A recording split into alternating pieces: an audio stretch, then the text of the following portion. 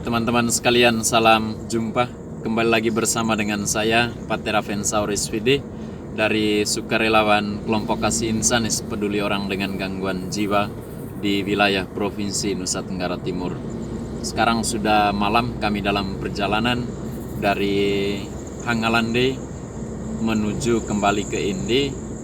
Ini jalur pantai utara Inde, Pulau Flores.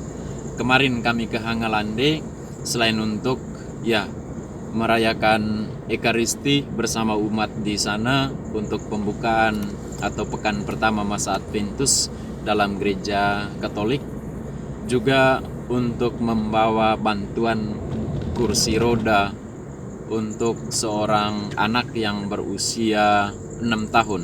Tepat. Saya tidak tahu bahwa dia ulang tahun hari ini, dan saat mengantar kursi ini tadi orang tuanya beritahu dan pastor paroki setempat beritahu bahwa hari ini tepat dia rayakan ulang tahun. Video dan gambar-gambarnya akan saya publikasikan juga besok atau lusa. Anak ini tidak bisa berbicara, juga bisa dibilang lumpuh layu atau apa istilahnya ya, tapi yang pasti dia membutuhkan kursi roda. Anak ini ada dalam data kami ketika kami ke sana beberapa bulan yang lalu, sekitar 2 bulan yang lalu. Selain membawa kursi roda untuk anak ini, selain merayakan Minggu Advent pertama, kita juga mengunjungi beberapa pasien di sana. Kita umumkan di kapel di gereja, bahwa kalau ada 1-2 warga yang mengalami sakit ini itu terkait mental, bisa ketemu saya setelah selesai Ekaristi.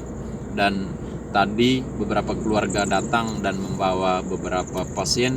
Kita menemukan 1 orang yang mengalami keterbelakangan mental, 1 mengalami saya kira epilepsi dan sedang mengonsumsi obat dari puskesmas Kota Baru, Kecamatan Kota Baru, Kabupaten Inde. Sedangkan 1 mama sama sekali belum konsumsi obat. Saya tidak tahu itu kenapa, yang pasti belum dikunjungi terkait kesehatan jiwanya. Dan kita akan coba komunikasikan dia dengan pihak puskesmas Kota Baru, baik dokter atau kita akan menghubungi kepala puskesmas. Kita ingin tadi untuk singgah di puskesmas, tetapi sudah malam ya. Kita juga mengunjungi 1 pasien di wilayah Hangalande di desa Pise, dan menurut cerita keluarga sudah beberapa pekan terakhir dia tidak konsumsi obat. Kenapa? Karena keluarga tidak mengurusnya. Ini yang sering kita sesalkan pada keluarga pasien ya. Padahal kita sudah memberikan pendidikan kesehatan jiwa, edukasi spontan terkait kesehatan jiwa pada pertemuan pertama dengan keluarga pasien untuk memperhatikan soal obatnya, tetapi nyatanya keluarga tidak mengurus obatnya secara rutin. Kalau obat sempat tidak ada di puskesmas, kita biasanya meminta keluarga untuk menghubungi kita supaya kita bisa bantu dengan resep dokter relawan. Kita bisa membeli obatnya di apotek di kota Inde. Tetapi yang ini bukan soal di puskesmas itu tidak ada obat, melainkan keluarga yang tidak mendatangi puskesmas. Kadang keluarga takut ketergantungan obat, padahal kita sudah berikan edukasi kepada keluarga bahwa jangan dulu pikir tentang ketergantungan obat. Ada banyak penjelasan terkait ini ya. Kita mesti sebaliknya bersyukur bahwa obat ada, karena betapa susahnya obat untuk kesehatan jiwa, obat untuk penanganan gangguan jiwa, dan perjuangan kita supaya di puskesmas, di fasilitas-fasilitas milik negara adanya persediaan obat itu perjuangannya agak panjang, sehingga ketika sekarang ada persediaan obat, keluarga mesti memanfaatkan fasilitas negara. Ya, tadi kita sudah mendorong keluarga untuk mengurusnya, dan ternyata bidan setempat sudah mengurus obatnya yang juga anggota keluarganya. Kita bersyukurlah untuk hal ini, dan kedepannya kita berharap dan keluarga juga berkomitmen untuk mengurusnya dengan baik, dan mereka juga menyesal atas kelalaian ini.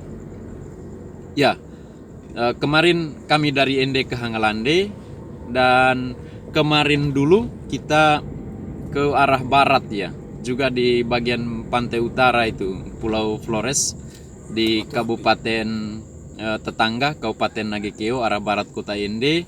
Kita ke Anakoli, ya, Anakoli itu di wilayah Kabupaten Nagekeo. Kita menemukan satu pasien yang sekarang terpasung 2 kaki. Saya memang sudah buat videonya dengan beberapa gambarnya tentang pasien itu, tetapi belum diedit, masih di komputer. Tetapi singkatnya gini, dulu pasien ini pernah dipasung. Dia tinggal di kampung asalnya di wilayah Kabupaten Ngada, wilayah Riung. Pada 1 Januari 2020 tahun ini kita pergi ke sana untuk bongkar pasungnya, lepaskan dia dari pasungan.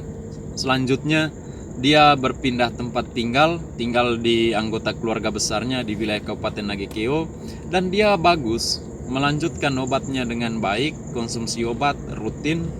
Tetapi pada Agustus dan September kemarin 2020 ini, keluarganya lalai mengurus obat di puskesmas atau di rumah sakit Airamo. Akibatnya ya dia kambuh, atau pada tanda-tanda awal kekambuhannya tidak segera direspons oleh keluarga, dan ketika kambuh dia agresif kembali, baru keluarganya respons. Ini juga kita sesalkan ya, kelalaian keluarga dalam mengurus, ketika sudah kambuh baru mengurus obatnya.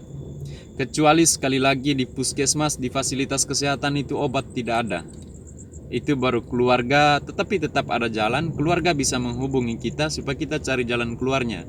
Tetapi kalau keluarga tidak mengurus obat, sementara di fasilitas kesehatan obat tersedia, itu kan sebuah kelalaian. Siapa yang menanggung kelalaian itu? Siapa yang menghadapi, orang pertama yang menghadapi agresivitas kekambuhan pada pasien? Ya keluarga itu sendiri, bukan kami relawan, bukan perawat, bukan juga dokter, tetapi keluarga. Setelah keluarga baru orang-orang terdekat, misalnya tetangga. Dan minggu lalu karena keluarga tidak tahan menghadapi sakitnya yang makin agresif, membahayakan, mereka kembali memasung. Mereka pasung 2 kaki, pasung 2 tangan, tetapi bedanya pemasungan kali ini kita lihat ya agak halus lah, bukan seperti pemasungan permanen memakai kayu, balok atau papan dengan bautnya atau rantai, tetapi kali ini mereka pakai tali nilon, dan tali nilon itu dilapisi dengan kain, dan mereka buat lubang ya, lingkaran tali itu agak longgar sehingga kakinya tidak terlalu tidak terlalu menjadi sasaran dari lilitan tali. Demikian juga tangan.